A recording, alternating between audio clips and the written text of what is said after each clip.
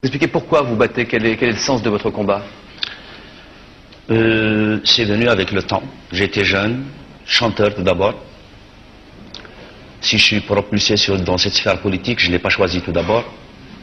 J'aurais aimé chanter dans un climat de quiétude, chanter, composer sur la mort, sur la joie de vivre. Mais hélas, je ne peux pas rester indifférent, neutre au drame de mon pays.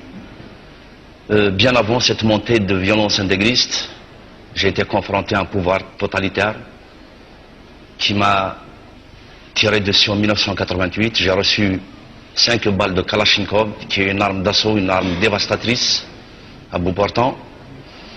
Mais à cette époque, quand même, j'avais foi, je me suis dit, la médecine avance d'une manière prestigieuse, j'ai gardé espoir.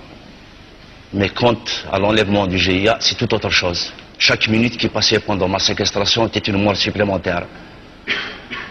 Quand j'étais dans les trous, dans les maquis du GIA, je ne savais pas qu'est-ce qui se passait à l'extérieur. Je ne savais pas qu'il y avait cette mobilisation, cette formidable solidarité qui réclamait haut et fort ma libération. Ce n'est qu'à ma libération que j'ai compris.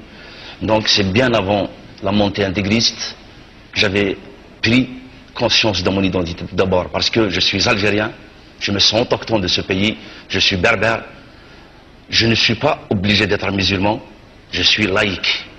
Peut-être pour beaucoup, I like Algérie, ils vont dire qu'ils se sont trompés, mais c'est volontaire, parce que je suis laïque.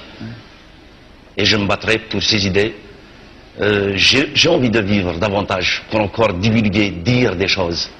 Mais si je dois mourir, comme vous l'avez dit tout à l'heure, pour mes idées, anyway. Vous perdez de vos camarades régulièrement, à chaque fois que quelqu'un tombe. Est-ce que ça renforce votre courage ou est-ce qu'au contraire ça amplifie votre peur et ça vous fait hésiter à continuer à avancer dans cette voie? Aujourd'hui, on est là pour parler du courage. Je ne sais même pas si j'ai du courage. Ou c'est de la témérité. Mais je pense qu'avant de parler de courage ou de témérité, moi j'ai foi en mon identité tout d'abord. Il y a des gens qui en font une religion. Moi j'ai foi en mon identité parce que de tout temps, on a montré un ostracisme à l'égard de cette culture ancestrale, de cette culture berbère qu'on continue encore à revendiquer, coréenne. Donc à chaque fois qu'il y a quelqu'un qui meurt, je me dis toujours, je ne sais pas à quel moment s'achèvera le terme de ma vie, mais je suis sûr d'une chose, mon peuple ira toujours dans le sens de sa libération. Donc ça me donne davantage de conviction.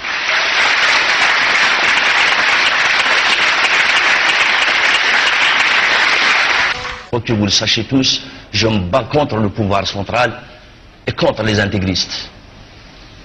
Je ne peux pas oublier les balles d'octobre, je ne peux pas oublier les longs mois d'hôpital et je ne peux pas oublier aussi les 16 nuits de séquestration. Donc je suis confronté à me battre sur plusieurs fronts. Si la Kabylie m'appelle, j'y retournerai. Quant à dire quand, je ne le sais pas. Mais n'empêche que j'ai été pour le 20 avril dernier, j'ai été pour le 15e anniversaire du printemps berbère. J'avais peur. Il y a eu une marche sur 6 km, donc j'étais au devant de la marche. J'ai animé un concert à Bougie, à Tizi Ouzou aussi. L'essentiel, c'est d'être revenu vivant. L'Algérie, tout d'abord, n'est pas arabe. J'ai eu cette chance d'aller à l'école, de comprendre mes origines, de connaître mon histoire. Parce que depuis les années 70 à nos jours, l'école algérienne a produit des mutants. Moi, j'ai eu cette chance d'être né au milieu de la guerre d'Algérie, donc accessible à la langue française. Je parle à peu près, du moins. Donc cette langue m'a permis de découvrir mes origines. Je ne refuse pas les autres conquérants, les autres, parce que l'Algérie a ses diversités, ses différences. Malheureusement, ces diversités qu'on pouvait exploiter positivement, ils les ont transformées en différences béantes, négatives. Aujourd'hui, prétendre en Algérie qu'on n'est pas arabe, on est vite pointé de l'index. Ça y est, il est séparatiste. Quelqu'un qui vous dit « Ah non, je ne suis pas berbère », ça passe naturellement. Moi, je revendique mon algérianité, mon histoire, je suis algérien, je suis né en Algérie, je ne connais pas un traître mot d'arabe, je suis berbère, je ne suis pas arabe et je ne suis pas obligé d'être musulman. Ma mère ou mon père peuvent être musulmans, mais moi j'ai le droit de choisir bon sang. Le droit de choisir, c'est l'essentiel. On va conclure cette émission.